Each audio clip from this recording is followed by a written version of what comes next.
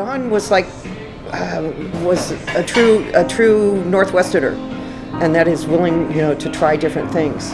Incredibly strong personality, true character. Yeah, Don and I just kind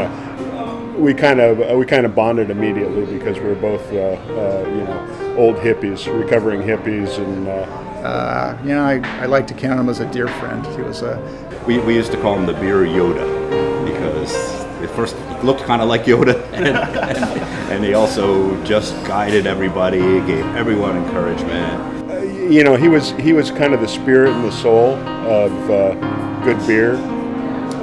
Well, I never tried to keep up with him, I'll tell you that.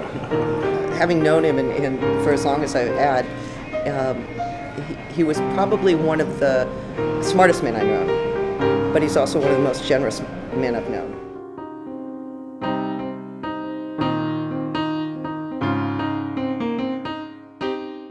Don was over at Cook's Brake Shop having his brakes done, and he came over with a friend over here and met J&J. And after a couple pints, they were talking, and pretty soon he bought it.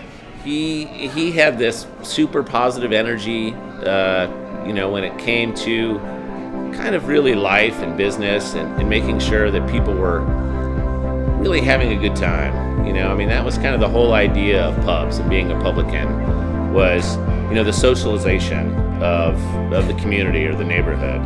Well, and I walked in and I thought, this is the best pub that I've been to in the United States. I had lived in Scotland for 6.5 years, so I had a good idea of pub culture, and this place just epitomized pub culture.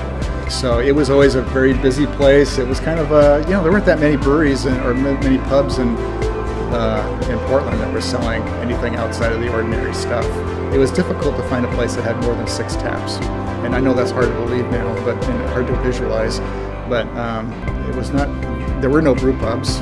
There were no other craft breweries. There were no craft breweries, and the craft breweries that were around, nobody was really selling in Oregon much.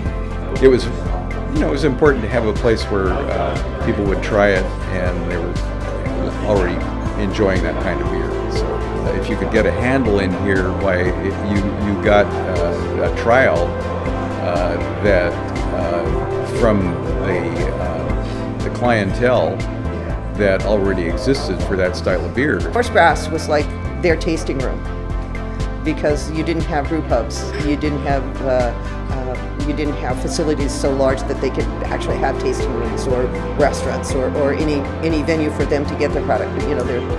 There were a few handles here, and you felt very good if you got one. As many others have probably told you, he gave a helping hand, a loan, whatever, encouragement, a tap handle to everybody who came up through the ranks. They did work with Rogue. They helped Dwayne start Stumptown. Yeah, he was very excited about the prospect of getting a craft brew, a microbrewery opened up in Portland, and so he and the Ponzis and I, we schemed and dreamed at these very tables. This is 1983, summer of 1983, trying to figure out, how we would get that done. He said absolutely they'd put us on tap. But he was very instrumental in helping give us moral support, if nothing else, but also as much support as he could as far as strategizing. And he was instrumental. He didn't really have a lot to do on what we were going to have on the menu, what kind of our plan was. But, for us, it was almost like a soundboard. Somebody who's been in the business for a lot longer than I'd been in the business. And he kind of had an intuition on kind of, I think, where beer was going at the time. So he had a lot to do with it. We pretty much kept hands off at Belmont Station. We only had a few disagreements, and since he was sort of the silent partner and I was running it at that time, he would let me prevail. But if I needed something, if I wanted some advice, he would be there to give me some advice, and he certainly introduced me to wonderful people here in the craft beer industry. I think the basic idea was if everybody else is doing it, then you do something different. He was very much. It wasn't a contrarian, but with a little work he could have been. Don was kind of the club that everybody wanted to join. Don had bigger visions. He was a visionary, for sure, a beer visionary. I think maybe he had bigger visions than we were. We were just trying to get our feet in the water and get it going. He was already a few miles ahead of us. He had One of the ways we bonded was the things that he would say that I would agree with to this day.